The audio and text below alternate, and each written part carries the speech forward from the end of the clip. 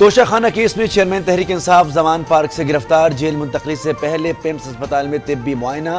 Chairman Tehreek Insaf کو Adiala jail میں رکھنے کے انتظامات مکمل، اسیری بلاک میں رکھا جائے گا۔ جیل کے اندر اور باہر سیکیورٹی سخت، سپرنٹینڈنٹ اڈیالہ جیل کو مجرم کو اپنی تحویل میں رکھنے کا اختیار دے دیا گیا۔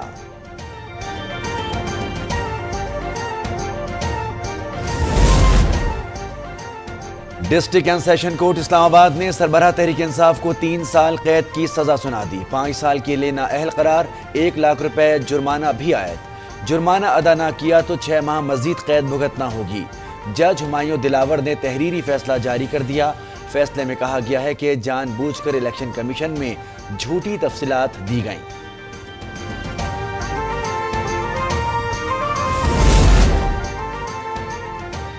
چیئرمین پی ٹی آئی کی توشہ خانہ کیس میں گرفتاری اور نااہلی پر ملک کے مختلف حصوں میں عوام کا جشن، مٹھائیاں تقسیم کی گئیں، ایک دوسرے کو مبارکباد دی۔ جھوٹ، فریب، جھوٹی سٹیٹمنٹس، قومی خزانہ سے پیسہ لوٹتے رہے، کھاتے رہے، جھوٹی سٹیٹمنٹس دیتے رہے۔ ابھی 190 ملین پاؤنڈ کی سزا باقی ہے، جس کا کہتے ہیں میری کابینہ سے پوچھو۔ ابھی فورن فنڈنگ کے کیس کی سزا باقی ہے۔ ابھی سائفر، جس سے پوری ملک کی خارجہ پالیسی نیشنل انٹرسٹ کو سٹیک پر لگا دیا، اس کے جھوٹ کی سزا باقی ہے۔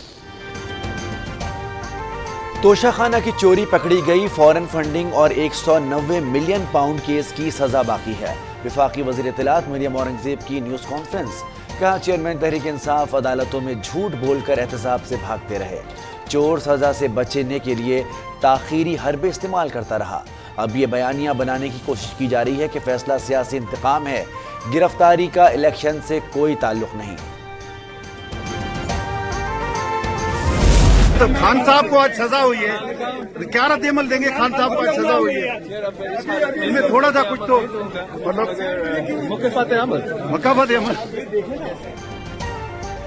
چیئرمین پی ٹی آئی کی گرفتاری مکافات عمل قرار، وزیر خارجہ بلاول بھٹو زرداری کا کراچی میں ایوان صنعت و تجارت کی تقریب سے خطاب، کہا تجارت کے فروغ کے بغیر معاشی استحکام نہیں آ سکتا، کاروبار بڑھے گا تو روزگار کے مواقع بھی بڑھیں گے۔ اپنے تمام مخالفین کو بدترین اس نے احتساب کا نشانہ بنایا۔ یہ شخص جھوٹ بولتا رہا، عدالتوں سے جھوٹ، عوام سے جھوٹ بولتا رہا۔ پاکستان پیپلز پارٹی کسی کی گرفتاری پہ جشن نہیں مناتی، لیکن پیپلز پارٹی یہ بھی کہتی ہے کہ کوئی بھی شخص قانون سے بالاتر نہیں ہے۔ پیپلز پارٹی کسی کی گرفتاری پر جشن نہیں مناتی، وزیر اطلاع سندھ شرجیل میمن کی نیوز کانفرنس، کہا کوئی شخص قانون سے بالاتر نہیں۔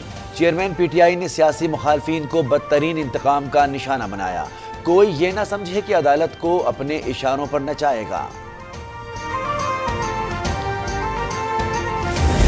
جو دوسروں پر ظلم کرتا تھا، آج اس کے پاس اپنی صفائی میں کہنے کو کچھ نہیں، اس کی چوری بھی ثابت ہوئی، کرپشن بھی ثابت ہوئی، فراڈ بھی ثابت ہوا، اور اب اس کو کڑی سزا کا سامنا کرنا پڑے گا، اور انشاءاللہ تعالیٰ ایک ایک پائی کا اس سے حساب لیا جائے گا۔ چیئرمین تحریک انصاف صادق اور امین نہیں، سرٹیفائیڈ چور ثابت ہو گئے۔ انہوں نے توشہ خانہ میں نہ صرف چوری کی بلکہ سینہ زوری بھی کی۔ معاون خصوصی عطا تارڑ کی تنقید، کہا فیصلے میں واضح لکھا ہے کہ چیئرمین تحریک انصاف کرپشن میں ملوث ہیں، آج ایک شخص کا غرور اور تکبر ٹوٹا۔ اب اس کا فیصلہ آ گیا ہے تو میں یہ سمجھتا ہوں کہ اگر نواز شریف صاحب کو سزا ہو سکتی ہے تو پھر چیئرمین تحریک انصاف کو بھی سزا ہو سکتی ہے، اور اگر وہ چیز انہوں نے نہیں ڈکلیئر کی تھی تو اس کی یہ سزاوار ہے۔ جو گڑھا چیئرمین پی ٹی آئی نے نواز شریف کے لیے کھودا تھا، آج خود اس میں گر گئے۔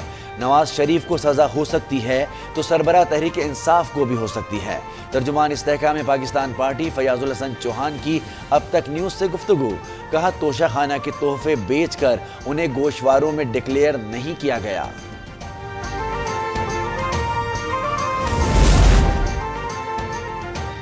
پاکستان کی آبادی 24 کروڑ 10 لاکھ تک پہنچ گئی۔ مشترکہ مفادات کونسل نے ڈیجیٹل مردم شماری کی منظوری دے دی، عام انتخابات نئی مردم شماری کے تحت ہوں گے۔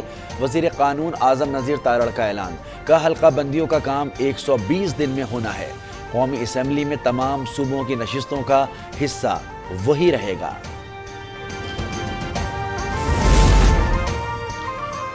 زرعی یونیورسٹی فیصل آباد میں تقریب، وفاقی وزیر داخلہ رانا ثناء اللہ نے طلبہ و طالبات میں لیپ ٹاپ تقسیم کیے۔ اپنے خطاب میں کہا کہ گزشتہ 5 ماہ میں 30 ارب کے بلا سود قرضے فراہم کیے گئے۔ آج کا دور آئی ٹی اور میڈیا کا دور ہے، کوشش کر رہے ہیں کہ کوئی غریب فیس کی وجہ سے تعلیم سے محروم نہ رہے۔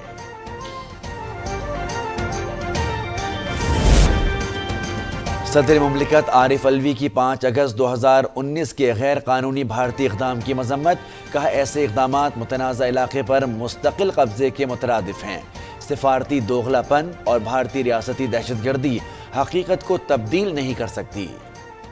بھارت کے ہتھ کنڈے کشمیریوں کی آزادی کی تڑپ کو نہیں بجھا سکتے۔ پاکستان اپنے کشمیری بھائیوں اور بہنوں کی آواز بنتا رہے گا۔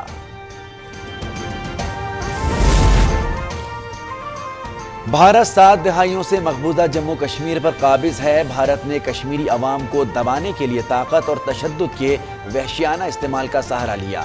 وزیر اعظم شہباز شریف کا یوم استحصال کشمیر پر پیغام، کہا پاکستان بھارت کے تمام یک طرفہ اور غیر قانونی اقدامات کو مسترد کرتا ہے۔ شہباز شریف کا کشمیری عوام کی جدوجہد آزادی کی حمایت جاری رکھنے کا عزم۔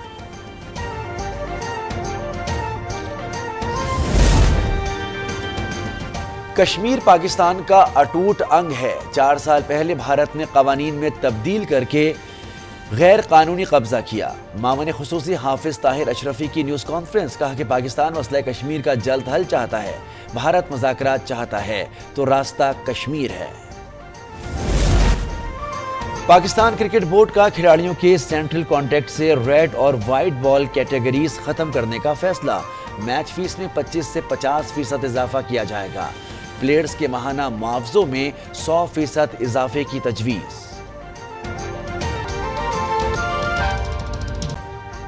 ابھی سبسکرائب کریں تاکہ کوئی خبر رہ نہ جائے۔